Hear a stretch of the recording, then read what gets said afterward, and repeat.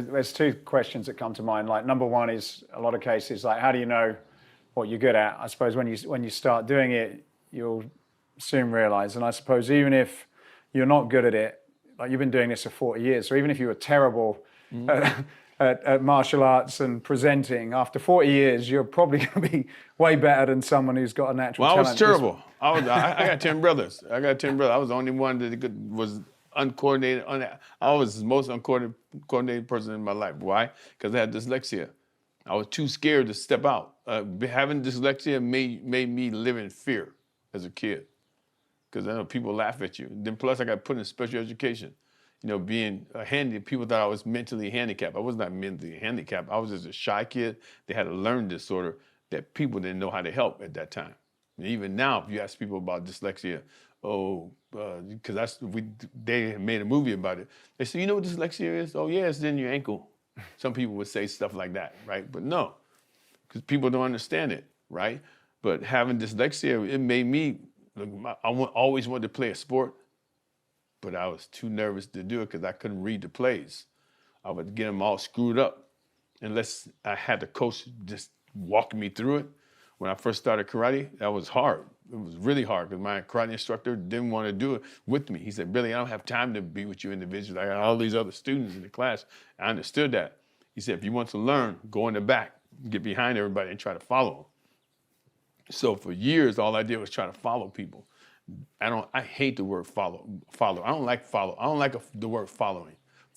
That's a follower. I don't like that. If I say to you, say leadership. Leadership. What does that mean? You're at the front. Oh, well, depends. Leadership. Ask me that question. What's leadership mean? Lead the ship. Lead the ship. That's right. I'm a leader, and I'm going to lead that ship. I tell everybody in the room with me, when you come in the room, I don't want followers in the room with me. I want leaders. And if I lead you and show you how to do the right thing, what do you think has to happen to me? When I walk back in the room, I got to get much better. Why?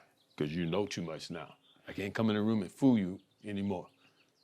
I'm teaching people. When I teach people, I teach people to be a leader. So when they come inside this room, I can't joke around because everybody knows now. They know a lot. So if you get people to do that, all of a sudden you're gonna start seeing changes. And when you start seeing changes, you know they see changes because they come in and they work. Hey, Mr. Blanks, you think you can add another day? When you start asking when your clients start, hey, can you add one more day? Then you know they're ready to move up. And that's the same thing in people's life. When you start showing them, because I always tell my clients, they ain't no different than you coming in this room and you getting up every day going to work.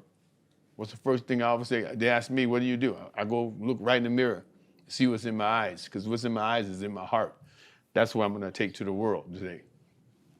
Do I need to change anything? Yeah, that person I don't like, I'm gonna change it before I leave the room. What can you do? Yeah, let me go look in the mirror and see no, I don't like that. Let me change that person so I can go deal with the day. And most people don't do that. They just get up and they walk out. And I always tell people, when you get up and you put on your makeup, you brush your teeth, you comb your hair, you do all this good stuff. But what else don't do? You don't put on your power. Same way you put on your clothes, you put on this. The only thing you don't do before you leave is put on your power. Most people just leave. How do you put on your power? Get up 20, 30 minutes early. Pray. Be the first thing that you do. I get up, meditate. If you don't pray, just meditate. Get up and focus on this. This is what I need to do throughout my day. I need to work this, work that, work this. You know what I mean? I pray. For me, I give myself to God. First 40 minutes of my day, get up and I read my Bible and then I pray. I sit down and be quiet. Let me be quiet for 1 second. Let me hear if God gonna speak to me, because he will. He'll speak. If I'm studying and reading, life will speak to you. Some people say the universe. Some people say this. You'll hear it. They say, don't do this today. Make sure you focus. That stuff will come to you. Then you go out and you say, you know what? I'm ready. Let me go outside now. But most people don't do that. They just get up, put on their clothes and go. It's an interesting, there's two things that are coming up when you're saying, I think the first thing is to be, we talked about focus and consistency and continuing in a particular direction going forward. But there was another thing that you said to me when I saw you at Fit Expo, which was, because I sort of said, what are some of the habits that you have I can't remember, or rituals that you have, something like that. And you said that you know, it's not good to have habits because habits mean you're turning your mind off. And the conversation that we're having about focus, I think for me, I can look at it in two ways. You can be unconsciously focused in a direction or creating a habit where essentially you could be doing something for 40 years, but you're actually doing the same thing that you were doing in year one. So you're just unconscious, you're not moving forward. And I suppose you can be doing the same thing for 40 years, but you can be totally conscious and aware of everything, of every little change. And I think you used the word sort of self-awareness. Right.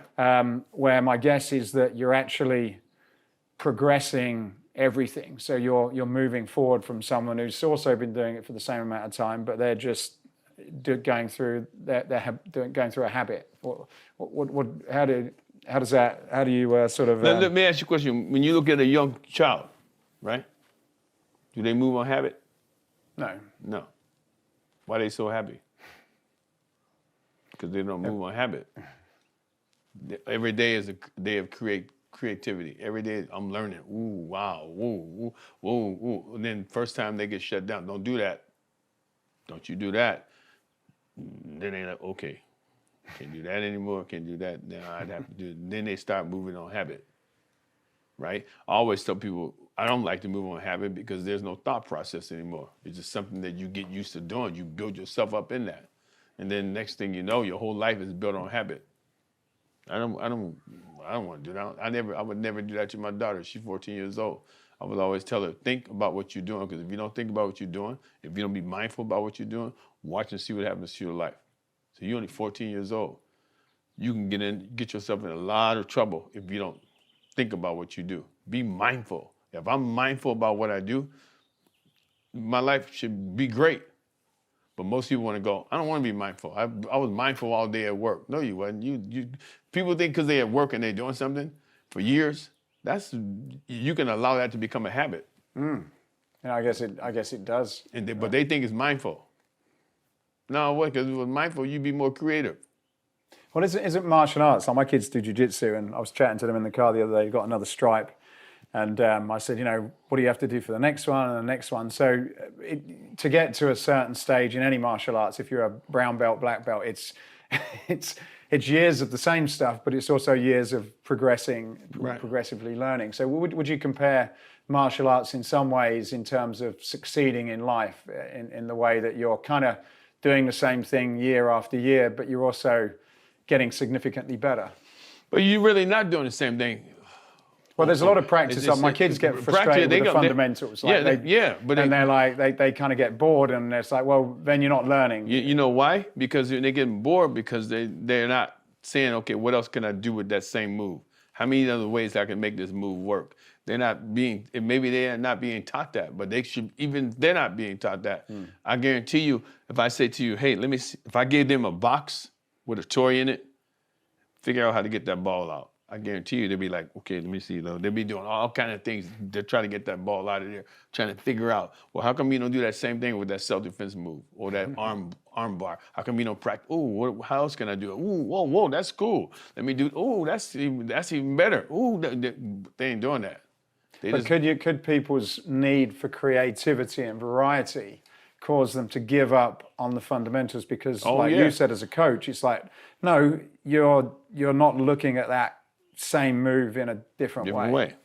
Right. Yes, they could definitely give up, but that's not their fault. No. That's the coach's fault.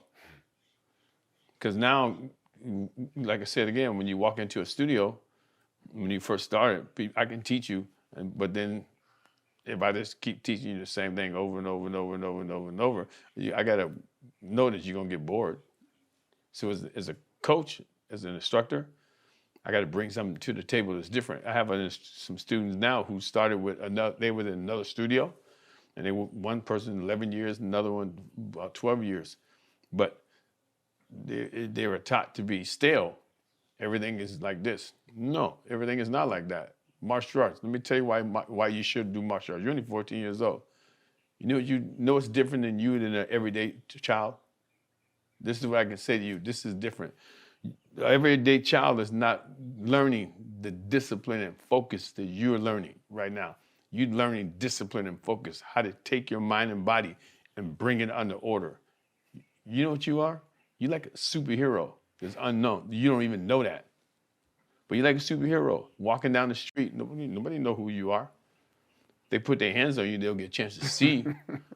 But you train yourself up discipline and focus-wise that it's going to make you have a greater time at school. I should know.